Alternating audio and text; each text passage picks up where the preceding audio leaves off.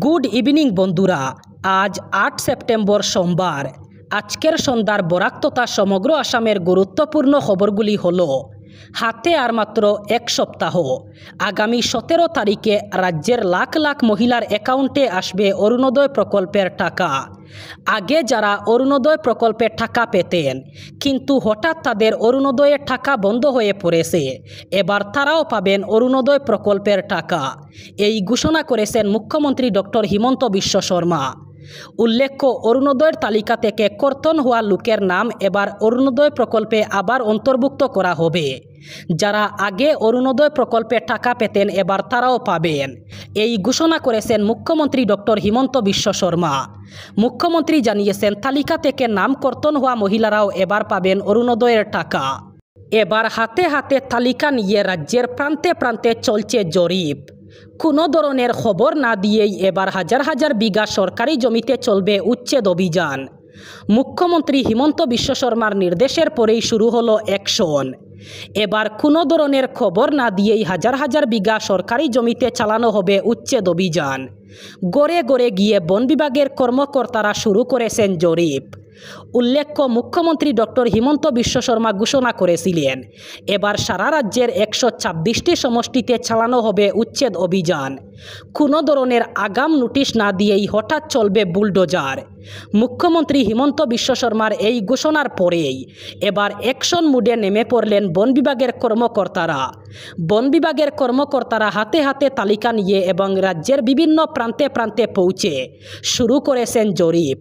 গড়ে গড়ে গিয়ে চালানো হচ্ছে জরিপ। এবার খুব শীঘ্রই রাজ্যে আবার শুরু হবে বড় ধরনের উচ্ছেদ অভিযান। মিয়া বিরোধী অভিযান চালানো সকল নেতা এবার বিপদে পড়বেন। ধৈর্য এবং সহ্যের একটা সীমা থাকা উচিত। সকলের বিরুদ্ধে এবার নেওয়া হবে আইনি ব্যবস্থা। মিয়া বিরোধী অভিযান চালানো সকল নেতার বিরুদ্ধে আইনি ব্যবস্থা নেওয়া হবে বলে হুমকি দিল আমসু। মিয়ার উপরে চলা অত্যাচারের বিরুদ্ধে এবার আমসুর গর্জন। সরকারের পৃষ্ঠপোষকতায় মিয়ার বিরুদ্ধে অভিযানে নেমেছে দল সংগঠন। মিয়ার উপরে অত্যাচার করা সকলকে আদালতের সম্মুখীন হতে হবে। সময় থাকতেই সরকার নিয়ন্ত্রণ করুক এই সকল বে করা নেতাকে। শিবসাগরের জেলায়ুক্ত এবং পুলিশ সুপার আঙ্গুল চুষছেন নাকি? কেন নেওয়া হয়নি কোনো ব্যবস্থা? উজান অসমের একাংশ সংগঠনের নেতা পাতি নেতাকে কন্ট্রোল করুন, অন্যথায় পরিণাম ভয়ঙ্কর হবে বলে হুঙ্কার দিয়েছে আমসু। বদরপুর এনসি কলেজের ছাত্র মেহবুব আলমের মুক্তির দাবিতে কলেজ প্রাঙ্গণেই ধর্ণা প্রদর্শন করছেন ছাত্রছাত্রীরা। আজ কলেজের সামনেই ছাত্রছাত্রীরা ধর্ণায় বসেন। পরিস্থিতি নিয়ন্ত্রণের জন্য কলেজের বাইরে টহল দেয় পুলিশ। উল্লেখ্য, গত ৬ সেপ্টেম্বর ধর্মঘটের দিন বদরপুরে উত্তপ্ত পরিস্থিতি সৃষ্টি হয়। পুলিশ বদরপুর এনসি কলেজের ছাত্রদের উপর পুলিশের লাঠিচার্জ চালায়। এতে ১০০ জনেরও বেশি ছাত্রছাত্রী আহত হয়েছিলেন। শতাধিক গ্রেফতার করা হয়েছিল। এরই প্রতিবাদে আজ অর্থাৎ সোমবার কলেজের সামনে ধর্ণা চলছে। প্রায় ২ বছরের জাতিগত সংঘর্ষে ক্ষতবিক্ষত মণিপুরে চলতি সপ্তাহেই আসছেন প্রধানমন্ত্রী নরেন্দ্র মোদী। ২০২৩ সালের মে মাসে মেইতেই কুকি দ্বন্দ্ব শুরু হওয়ার পর এটাই তার প্রথম সফর। রাষ্ট্রপতি শাসনের মধ্যে এই সফরকে কেন্দ্র করে রাজনৈতিক উত্তেজনা চরমে পৌঁছেছে। বিরোধীরা এতদিন প্রধানমন্ত্রীর নীরবতা নিয়ে প্রশ্ন তুললেও বিজেপি সফরের আগে থেকেই সরকার গঠনের রূপরেখা তৈরিতে সক্রিয় হয়ে উঠেছে। গতকাল রাজ্যপাল অজয় কুমার বাল্লা রাজভবনে উচ্চ পর্যায়ের বৈঠক ডাকেন। সেখানে প্রাক্তন মুখ্যমন্ত্রী এন বীরেন সিং, বিধানসভার স্পিকার থকচম সত্যব্রত সিং, বিজেপি রাজ্য সভাপতি এ সারদা দেবী এবং প্রশাসনের শীর্ষ আমলারা উপস্থিত ছিলেন। প্রায় ৪০ মিনিটের ওই রুদ্ধদ্বার বৈঠক নিয়ে প্রকাশ্যে কিছু বলা হয়নি। তবে রাজনৈতিক মহলের ধারণা, প্রধানমন্ত্রীর আগমনের আগে আবার সরকার গঠন নিয়ে প্রাথমিক আলোচনা শুরু করেছে বিজেপি। মেঘালয়ের অল খাসি মেঘালয় ট্যুরিস্ট ট্যাক্সি অ্যাসোসিয়েশন সম্প্রতি হুমকি দিয়েছে, তারা অসমের নম্বর থাকা গাড়ি প্রবেশে নিষেধাজ্ঞা আরোপ করবে। অর্থাৎ অসমের কোনো গাড়ি পর্যটক নিয়ে আর মেঘালয়ে যেতে পারবে না। এর বিরুদ্ধে তীব্র প্রতিবাদ জানিয়েছে অসম ট্যুরিস্ট ট্রান্সপোর্টস অ্যাসোসিয়েশন।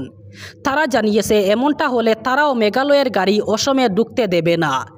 একেএমটিটির সভাপতি বালাজিয়েত জিওয়ারা জানিয়েছেন 16 সেপ্টেম্বর থেকে তাদের নতুন সিদ্ধান্ত কার্যকর হবে এবং ওই দিন থেকে অসমের নম্বর থাকা গাড়ি পর্যটক নিয়ে মেঘালয়ে ঢুকতে পারবে না। বর্তমানে 5567/55668 শিলচর বৈরবী শিলচর প্যাসেঞ্জার ট্রেন প্রতিদিন চলাচল করছে। এবার সেই প্যাসেঞ্জার ট্রেনকে আইজলের সাইরাং পর্যন্ত নিয়ে যাওয়ার জন্য জোর প্রচেষ্টা চালাচ্ছে এনএফ রেল। তখন ট্রেনটি এক্সপ্রেস হিসাবে চলাচল করবে, তবে এর জন্য দিল্লির রেল বোর্ডের অনুমতির প্রয়োজন। ইতিমধ্যে এনএফ রেল অনুমতি চেয়ে রেল বোর্ডের কাছে প্রস্তাব পাঠিয়েছে। এবার সবুজ সংকেতের অপেক্ষায় এনএফ রেল। এছাড়াও রেল বোর্ডের কাছে যে প্রস্তাব পাঠানো হয়েছে তা কার্যকর হলে বর্তমানে শিলচর থেকে প্রতিদিন বিকেল 4:55 রওনা দেওয়া 55667 প্যাসেঞ্জার ট্রেনটি বৈরবী পৌঁছে রাত 8:25। এবার সেই ট্রেন সাইরাং পৌঁছাবে রাত 10:30। তেমনি 5566 প্যাসেঞ্জার ট্রেনটি বৈরবী থেকে প্রতিদিন সকাল 5:30 ছাড়ে শিলচরে পৌঁছায় সকাল 9:42। এবার সেই ট্রেন সাইরাং থেকে ছাড়বে ভোর 5টায়। ট্রেনটি 154 কিলোমিটার পথ অতিক্রম করবে, সময় লাগবে 5 ঘন্টা 35 মিনিট। বৈরবী এবং সাইরাঙ্গের মধ্যে স্টপেজ থাকবে হরতকি, কাওয়ানপাই এবং মুয়ালকাং স্টেশনে। ডিলিমিটেশনের জটিলতার জের ধরে বদরপুর ঘাট শহরাঞ্চল রেলওয়ে স্টেশন এবং নবীনচন্দ্র কলেজ সহ একাধিক গুরুত্বপূর্ণ এলাকা বর্তমানে কাগজে কলমে কাছাড় জেলার অন্তর্ভুক্ত হয়েছে। তবে বাস্তবের চিত্র একেবারেই ভিন্ন। প্রশাসনিক দায়িত্বের ক্ষেত্রে এসব এলাকা এখনও শ্রীভূমি জেলার এখতিয়ারে রয়ে গেছে। ফলে সরকারি বিজ্ঞপ্তি এবং বাস্তব অভিজ্ঞতায় তীব্র অসামঞ্জস্যতা তৈরি হওয়ায় সাধারণ মানুষের মধ্যে দেখা দিয়েছে প্রবল বিভ্রান্তি। প্রশ্ন উঠছে, এই এলাকাগুলোকে এখন কাছাড় জেলার বদরপুর বলা হবে নাকি শ্রীভূমি জেলার বদরপুর? প্রশাসনিক অস্পষ্টতা এমন পর্যায়ে পৌঁছেছে যে অনেক সাধারণ মানুষ বিভ্রান্ত হয়ে পড়েছেন।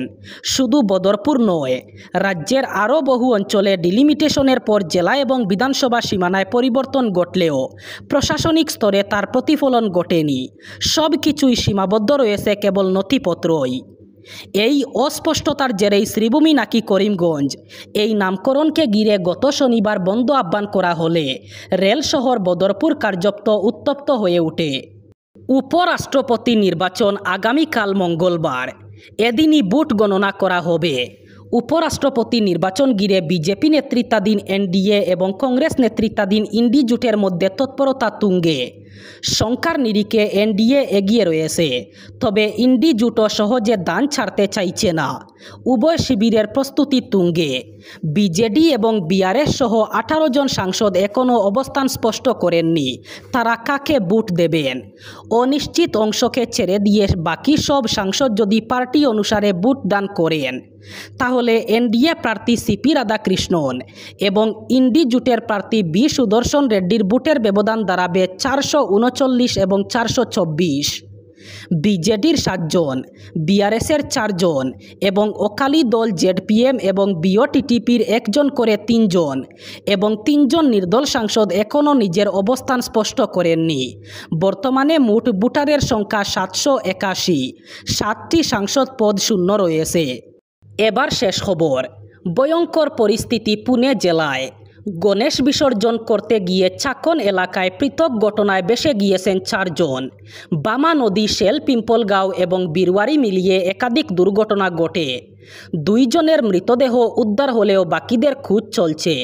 মুম্বাইয়ে জোয়ারে আটকে গেল লালবাগচা রাজা।